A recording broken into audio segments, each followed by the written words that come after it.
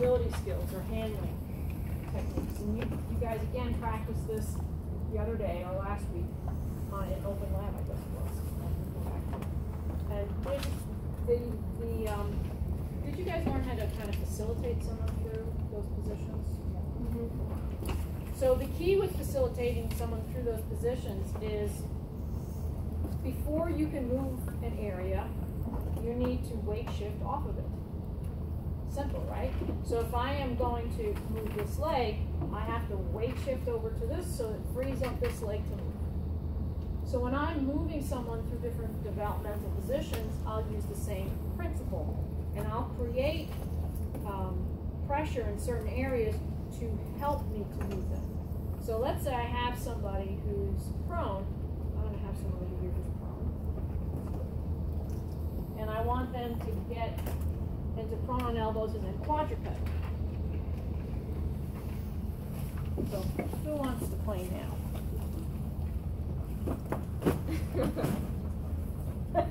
Pretzel girl, you guys just moved away. Pretzel rattle.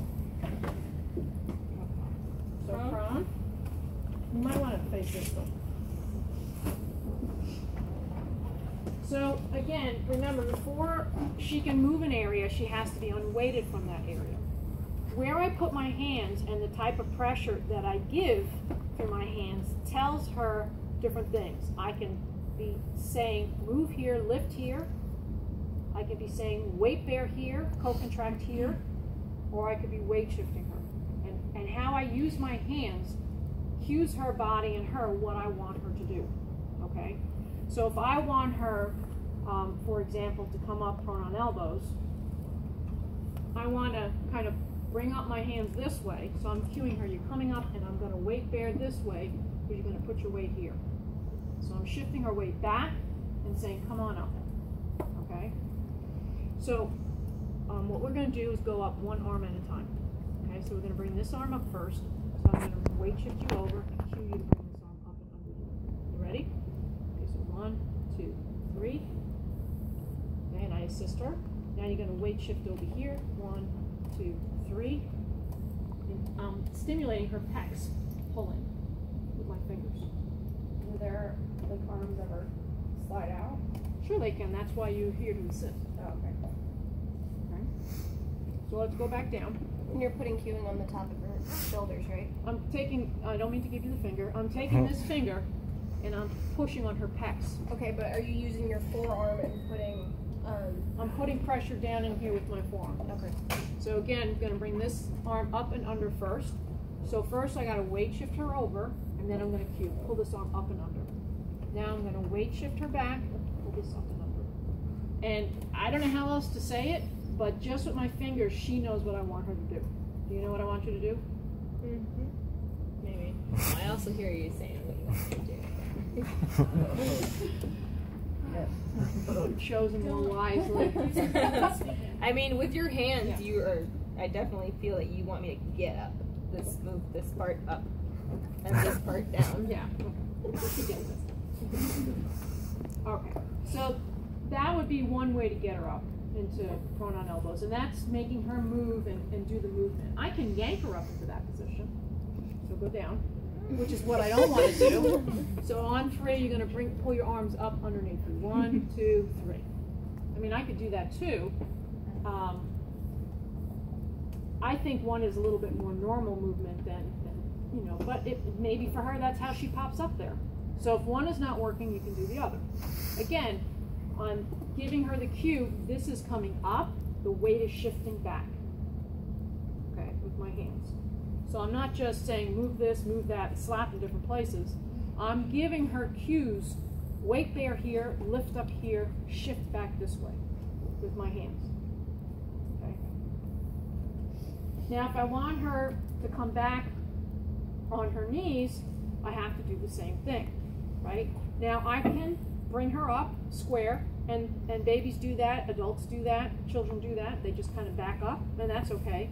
Or I can bring one leg up at a time. Okay, I like to bring one side up at a time because I like to differentiate the two sides. Because that's sometimes something that neurological patients have trouble with, separating the two sides. They get locked together.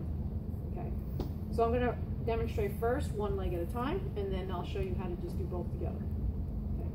So again, I want to bring this leg up first. So I want to tell her, you're going to lift here, and I'm going to shift her weight over here, telling her, push my weight down here.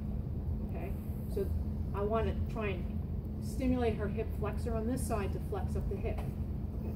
So I'm going to shift her, flex up her hip, and I'm going to help her pull her leg up. Okay? Now she's going to shift this way. Shift. And then come on up. So I've got her. She's not going anywhere. I can guard her if her elbow gives out, and I cued her a more normal way to get into the position as opposed to pulling her up into the position with the gate belt. Now go back down on your elbows. I can also just say, okay, come walk back and come on up. Come up on your hands. No. On your hands and then come. You can do it that way. You can also go straight down on your elbows. Put this down. Okay. And I can just say, come on up on your hands and knees, and I can just pull her and say, walk those hands up. Come on up.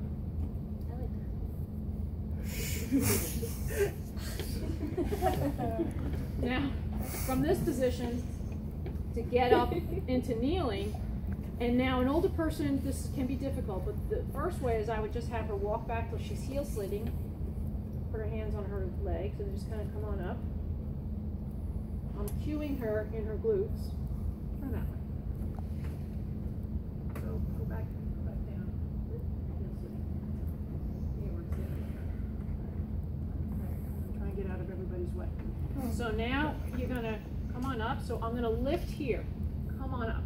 Lift, and I'm going to squeeze here. Okay. Now this is if someone has some capabilities. If she can't get up, this ain't going to work. Okay, so she has to have some function there in order for this to work. Okay. Otherwise, you're going to have to lift. So I'm saying hip extension, lift your head up and go up. Okay. On her sternum, and I'm kind of doing this. Lift your head up.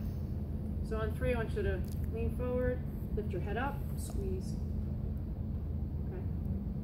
Now, if she can't physically do that, then I'm going to have to get my gate belt. Come back down. I'm going to have to get my gate belt, my make-believe gate belt, lean forward, and kind of haul her up. Okay. If she can't sit there, and let's face it, most older people can't, grab me a bolster. One of those round.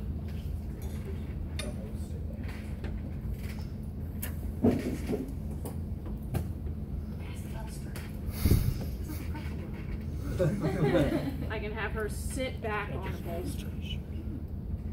Or you could take one of those little step stools and they can sit back on the edge of it with their feet like between the legs on the step stool. Okay. And then come up from here. This is kneeling, tall kneeling. Okay, so I want you to practice moving from prone to prone on elbows to quadruped 2 ways. I want you to practice coming up straight onto the elbows. Try to think of your fingers as stimulated. Think about, what am I going to do? You got to weight shift and lift up. The pecs have to come in to bring the arms up underneath. Okay? And then I want you to try and do one arm at a time. Weight shift, bring this arm up underneath you.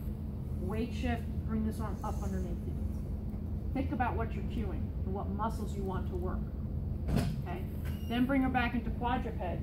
Again, she's prone on elbows, right? She can come up with both hips coming back and walking back, or she can bring one leg up, then weight shift over it, and then the other leg up.